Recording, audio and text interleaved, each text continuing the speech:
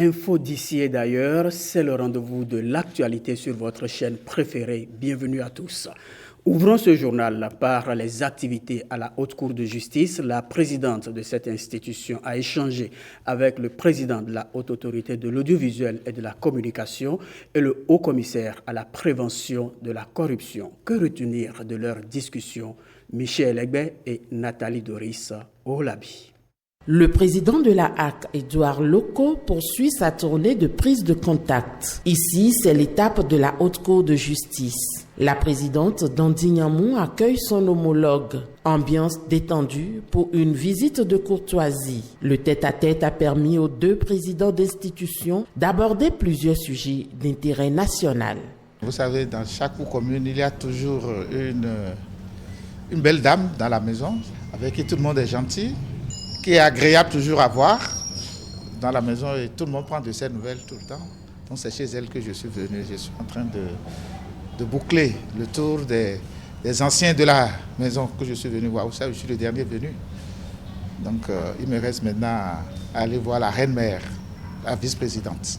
À la suite du président Édouard Loko, d'Andignamou a échangé avec la délégation conduite par le président du haut commissaire à la prévention de la corruption. Les échanges ont tourné essentiellement autour de deux points principaux. Il s'agit d'une part de la mission dévolue au haut commissariat à la prévention de la corruption et d'autre part des doléances des compatriotes à travers le haut commissariat à la prévention de la corruption, a confié Jacques Migan à sa sortie d'audience. Je vous amène à présent au Café des finances publiques. C'est une initiative du ministère de l'économie et des finances, un rendez-vous périodique pour permettre aux praticiens, théoriciens et chercheurs de réfléchir pour assainir la gestion des ressources publiques. La deuxième édition a été aussi l'occasion de lancer le prix spécial pour la recherche en finances publiques. Benjamin Denayon et Ulvalus Balogun. Elle est considérée comme la charpente des systèmes financiers publics en Afrique francophone. L'unicité de la trésorerie, un principe de l'universalité budgétaire qui est un enjeu crucial pour optimiser la gestion des ressources publiques. Ce principe, aujourd'hui, est une poutre maîtresse des systèmes financiers publics du Bénin et des États de l'UEMOA. Tout l'argent doit être en un lieu unique et le corollaire, c'est qu'il y a un compte financier unique. Nous avons l'unité de caisse et ensuite les dépôts obligatoires. Au Bénin, l'avoir du compte unique se décline en deux lots, les ressources budgétaires et les ressources correspondantes. Aujourd'hui, nous dénombrons à la date du 30 septembre, nous avons près de 5 421 comptes de dépôt dans les livres du Trésor public pour un montant de 763 milliards de francs CFA. Des ressources hors budget réunies sur un même compte, d'où l'unicité de trésorerie. C'est ce principe qui réunit ici, en débat, des praticiens et des théoriciens. C'est le Café des finances publiques, acte 2. À travers cet espace d'échange, nous voulons encourager la réflexion collective sur des thématiques stratégiques en vue d'une gestion optimale des finances publiques.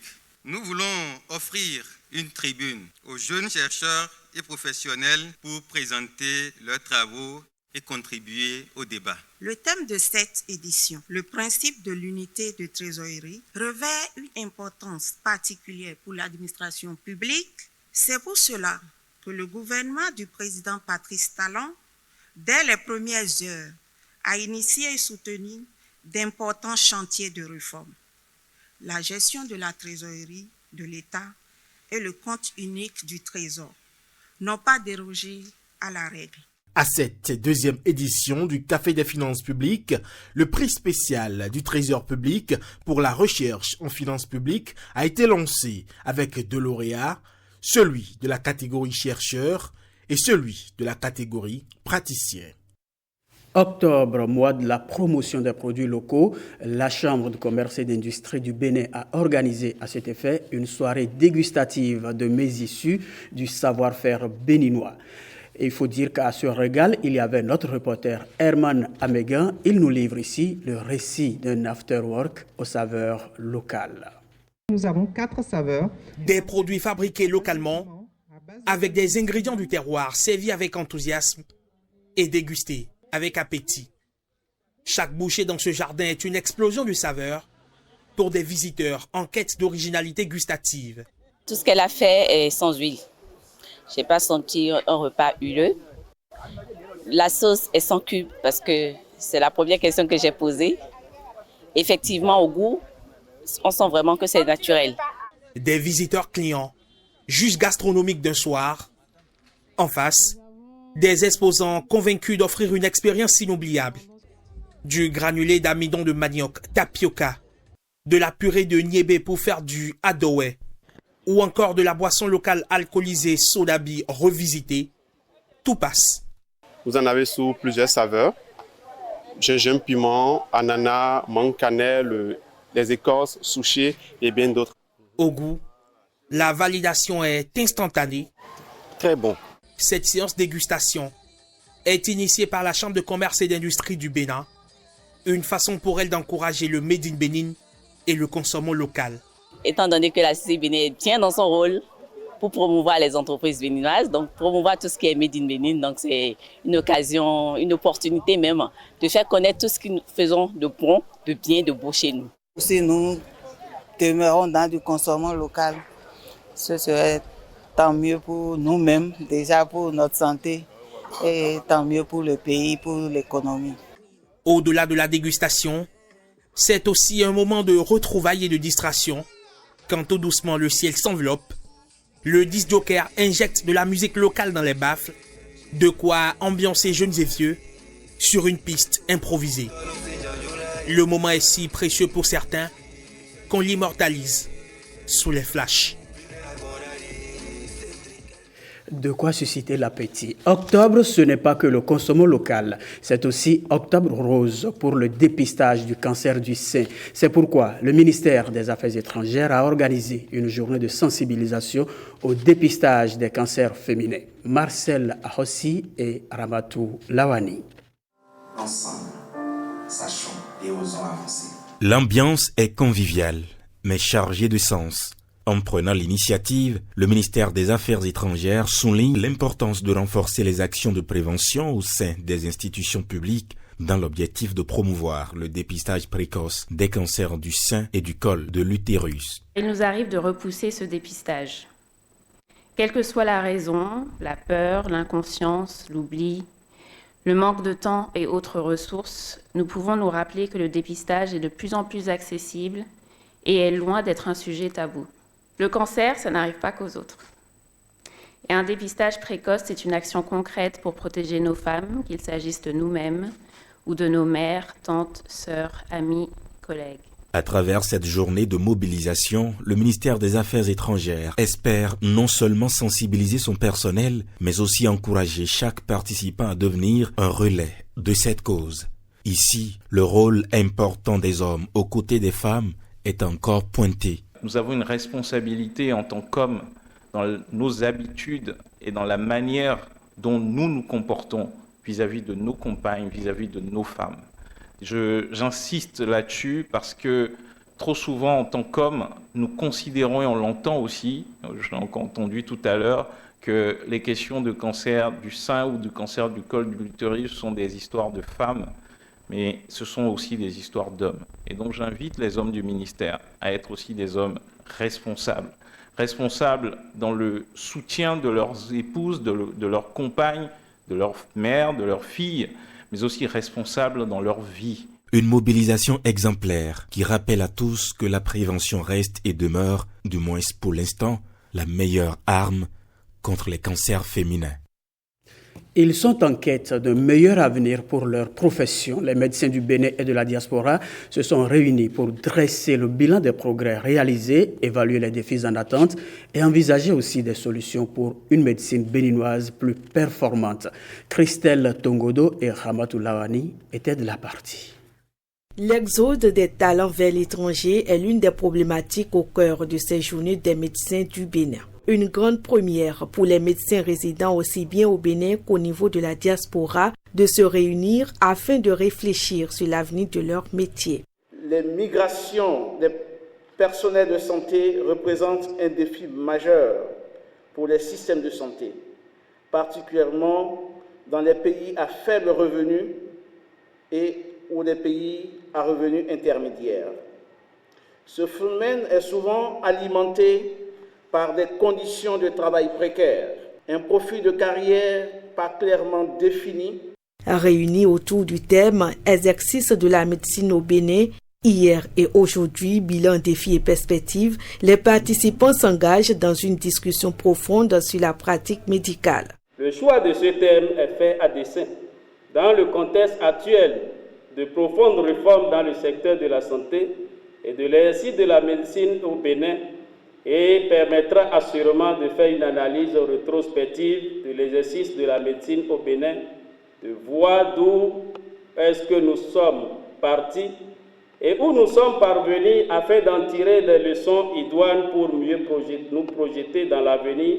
En effet, nous avons besoin de plus de médecins, surtout de spécialistes capables de répondre aux besoins spécifiques de notre population, et ce, dans toutes les régions de notre pays, qu'on soit dans le secteur public ou dans le secteur privé. Je profite donc de cette tribune pour lancer un appel à tous les médecins béninois, qu'ils soient au Bénin ou au niveau de la diaspora, à contribuer à cet effort national de renforcement des capacités humaines dans le secteur de la santé. Nous savons tous que les conditions d'exercice doivent être améliorées. Mais comme on le dit, Paris ne s'est pas construit en un jour. À la fin de ces journées, l'objectif est clair. Établir une feuille de route pour les années à venir. Les médecins béninois, unis dans cette démarche, espèrent tracer un chemin vers un système de santé plus performant et accessible pour tous. Un mot sur le droit des jeunes à la santé sexuelle et reproductive après la Takora et le Borgou. Le projet YES organise une session de formation au profit de 60 jeunes sélectionnés dans le département de l'Atlantique. Edmond Rumbo et Alessandra Jotan. Fortuitement, j'ai vu un lien, je me suis inscrit. Les jeunes ici présents ont été sélectionnés à la suite d'un appel à candidature. Pendant 5 jours, ils seront intensément outillés dans le cadre du projet YES. À cause de leur faiblesse, ils sont la proie facile de tout abus, tant sexuel que sur le genre. Voilà l'originalité de ce projet en arrière-plan, autonomiser les jeunes, les rendre résilients à tout ce qui est autour d'eux. Chaque jeune est donc porteur d'un projet spécifique. Je voudrais créer une application et avec laquelle on pourra commander des aliments bio, des aliments écologiques. Mon projet, c'est garantir à la population rurale de belles opportunités de consultation foraine, consultation foraine dans les campagnes. Ils apprendront davantage sur le parcours entrepreneurial, la mise sur le marché des produits à travers le marketing et sur la fiscalité entre autres.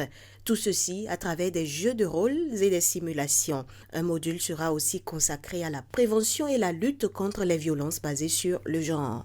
Comme vous vous en doutez, nous sommes préoccupés par la mise en place de façon pérenne d'un modèle d'autonomisation et de résilience des jeunes femmes et hommes dans notre pays. L'originalité de l'approche du projet YES est appréciée et saluée. Les jeunes sont invités à faire preuve d'assiduité tout au long de cette formation. Dans la commune de Banté, plusieurs confessions religieuses prient pour le Bénin et ses dirigeants. C'est à l'initiative de Dr Jean Abalo, natif de cette commune et militant du parti Bloc républicain. Kadnel Capo et Pierrette Adayossi ont assisté à cette séance de prière. C'est par une célébration eucharistique à l'église Saint-Joseph de Banté que les filles et fils de la cité des pactes de terre ont démarré la longue journée de communion avec Dieu.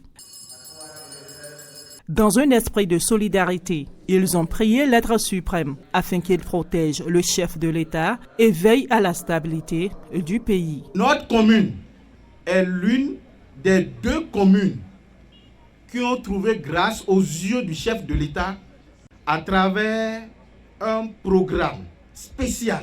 Personne n'a pensé à nos hôpitaux, personne n'a pensé à nos marchés, à nous donner de l'eau potable.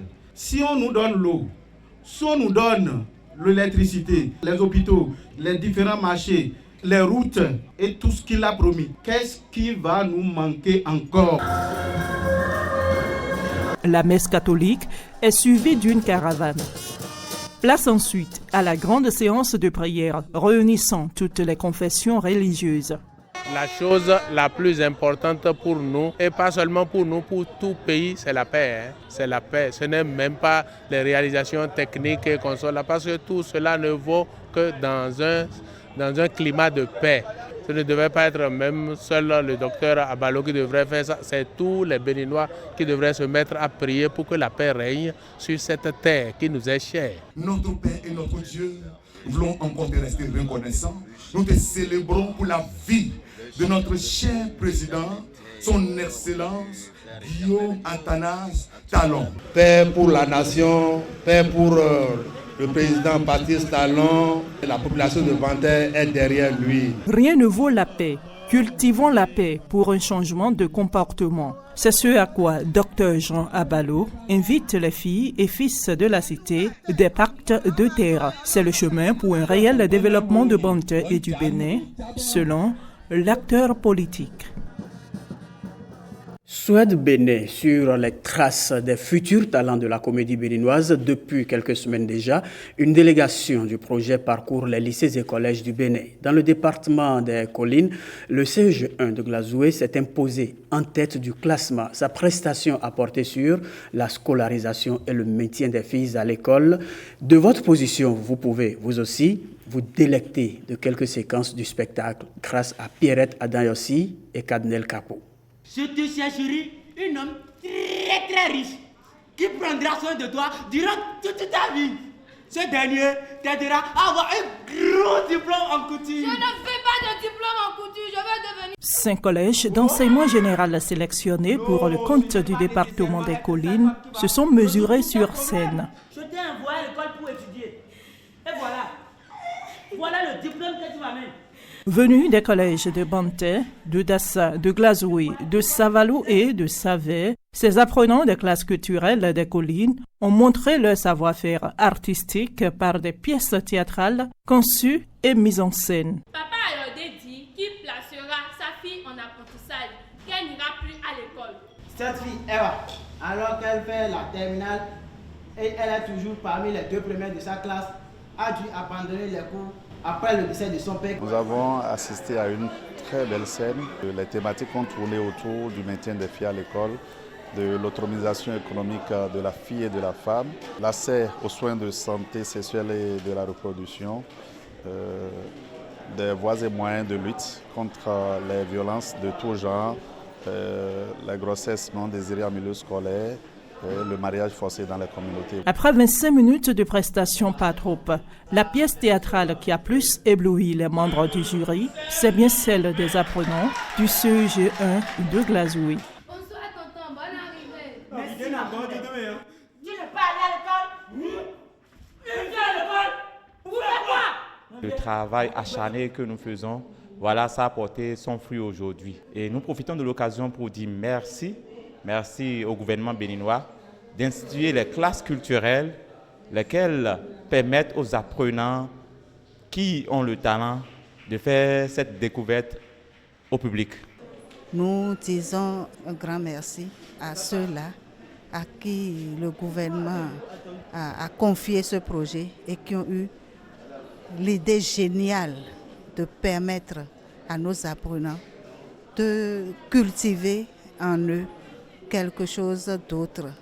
Et nous attendons quand même que ça participe de la communication pour un changement social et comportemental au niveau de nos collèges, de nos apprenantes, qui sont les cibles privilégiées du projet Souhaite Bénin. Les 12 meilleures troupes révélées et sélectionnées par département vont s'affronter à Cotonou pour la phase nationale.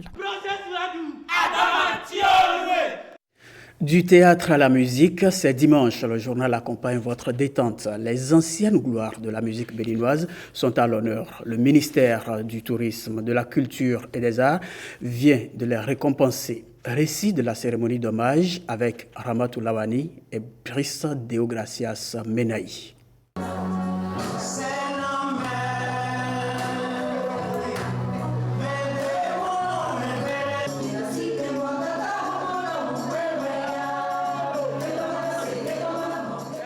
des voix qui ont bercé des générations entières. À travers cette soirée, la direction départementale Atlantique Littoral du tourisme, de la culture et des arts célèbre ces icônes du 4e art. À nous, jeunes, c'est une source de motivation énorme. Vous nous amenez à travailler dur. Ce n'est pas un fruit du hasard. Ils ont travaillé pour le nom et aujourd'hui le nom travaille pour eux, le transportent ici.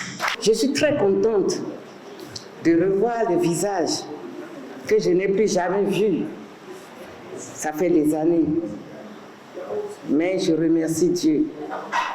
Merci au directeur qui a pensé aux artistes de troisième âge. Cette deuxième édition de la reconnaissance du mérite des anciennes gloires a également connu la distinction de quelques acteurs, comédiens et présentateurs live. C'est un sentiment de joie, mais aussi de reconnaissance à l'endroit de celui qui m'a créé, de Dieu, qui a permis que je sois encore là, mais aussi à l'endroit du gouvernement qui a pensé à nous à travers la direction des arts. Je crois que si déjà nous félicitons les aînés, en temps normal, ça devrait motiver, ça devrait stimuler la jeune génération pour qu'eux-mêmes ils fassent mieux comme ces anciens-là, pour qu'au soir de leur vie ou avec le temps, on puisse également les reconnaître. Chaque année, 10 anciennes gloires de la musique sont sélectionnées et honorées par la direction départementale Atlantique Littoral du tourisme, de la culture et des arts. Cette deuxième édition vient inscrire l'événement dans le cœur des acteurs culturels béninois.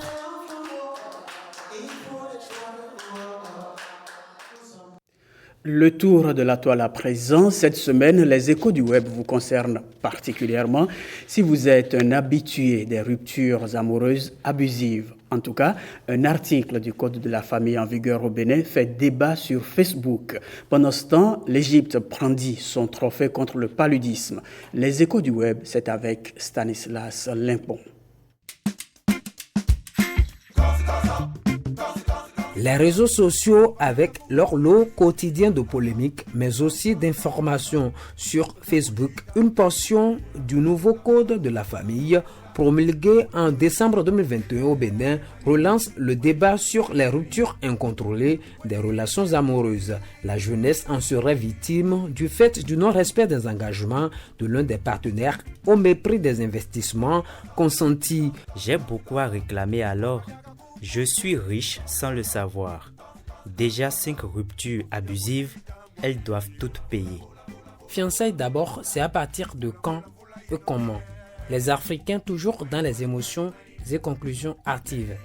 Précisez-nous s'il vous plaît quand les fiançailles commencent réellement.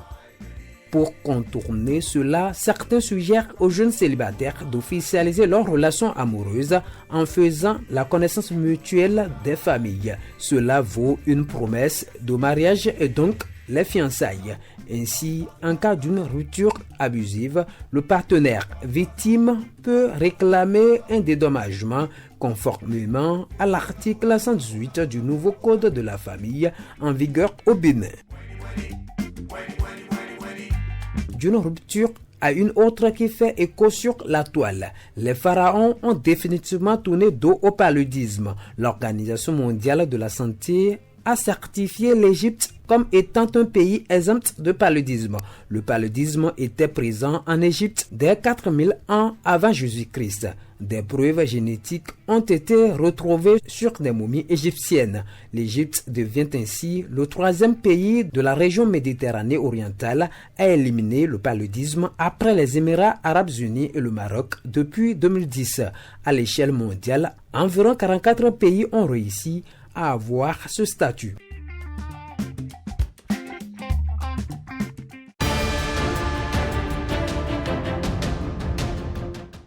En Géorgie, le parti au pouvoir remporte les élections législatives, mais l'opposition est loin de s'avouer vaincue. C'est l'une des informations que nous propose Saint-Ish Quimpon à travers la compilation de l'actualité internationale. Des lacs asséchés du désert marocain se sont reformés après de rares pluies torrentielles qui se sont abattues le mois dernier sur le sud-est du pays. Un retour des eaux qui soulage les habitants de la région. Des pluies sont arrivées à un moment critique où l'eau se faisait rare.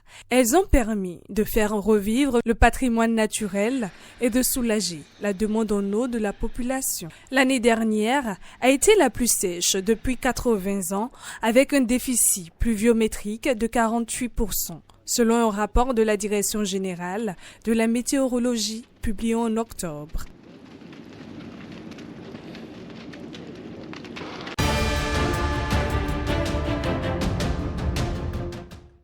Le parti au pouvoir a remporté les élections législatives en Géorgie, mais l'opposition clame que cette victoire rapproche ce pays du Caucase de Moscou et l'éloigne d'une adhésion à l'Union européenne. Le Rêve géorgien a remporté 54,08% des voix contre 37,58% à la coalition pro-européenne.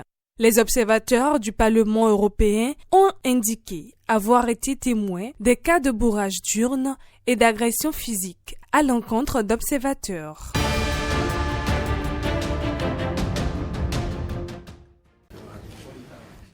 Par contre, au Japon, le parti au pouvoir a perdu sa majorité à la chambre basse du Parlement lors des législatives de ce dimanche. Pour la première fois depuis 2009, un tel résultat serait quasiment inédit dans l'histoire du PLD qui a réussi à se maintenir au pouvoir presque sans interruption depuis 1955. Selon son ampleur, ce rêve électoral pourrait affoler les marchés financiers peu habitués à ce cas de figure, avertissent des analystes.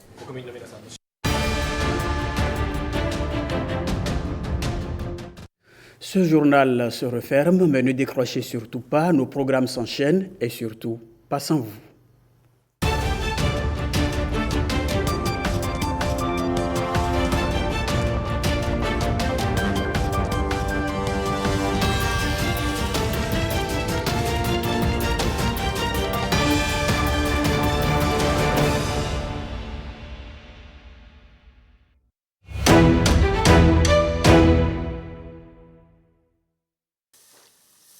C'est une nouvelle variété de riz qui sème la joie dans le cœur des producteurs à dos commun dans l'arrondissement de Zivier. Le Soarna 2 fait des miracles. Il étale son potentiel sur ce périmètre de culture avec des performances jamais égalées dans les bas-fonds rizicoles de la commune d'Abomey-Calavi. Ce riziculteur vit des moments enchantés depuis qu'il utilise cette nouvelle variété. Sa production connaît des rendements sans cesse croissants au fil des saisons. Et pour lui, c'est une nouvelle page qui s'ouvre pour cette filière à Zivier. On a fait l'essai sur 500 mètres carrés. Donc l'essai a donné un bon rendement. Donc nous sommes très contents de cette variété Soarna 2. Nous sommes Thomas, on a vu et on a passé à l'essai et le rendement est bon.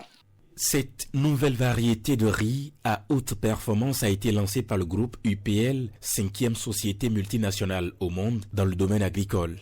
Donc le taux de germination pour cette variété-là, ça m'a étonné, c'est 99%. Et j'ai compté moi-même.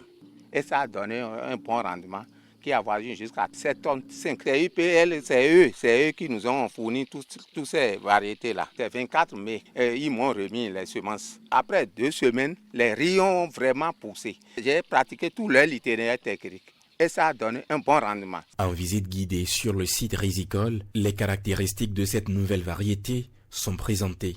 Le riz Soarna 2 est un riz hybride qui est déjà inscrit au catalogue de la CEDEAO depuis 2016. Et c'est un riz qui se sème à une graine par bouquet. Ce riz s'adapte aux faibles quantités d'engrais qu'on pourrait apporter. Et c'est un riz qui donne 12 tonnes par hectare quand les conditions sont bonnes. Sinon le rendement moyen c'est 7,5 tonnes. Donc il y a beaucoup de surprises qui arrivent et le riz Soarna, on est sûr, saura révolutionner le secteur du riz au Bénin. Aujourd'hui au Bénin, nous sommes déjà présents au niveau du maïs jaune et nous sommes leaders dans la distribution de maïs jaune Kabamanouj qui a de très bons rendements, qui vont jusqu'à 10 tonnes par hectare. Pour le Fonds national de développement agricole et la TDA Pôle 1 en charge de la promotion de cette filière, cette nouvelle variété de riz a encore de beaux jours devant elle. Dans les objectifs du PAG, nous devons produire 1 million de tonnes de riz paddy à l'an 2026. Je crois que ce que l'UPL est en train de faire, nous aide à atteindre ces objectifs-là. Le FNDA ne ménagera aucun effort pour accompagner ces initiatives-là, mises en place pour les producteurs agricoles. Conçue pour mieux résister aux aléas climatiques, cette céréale possède de nombreux atouts et ses succès devraient susciter un réel engouement dans le rang des riziculteurs.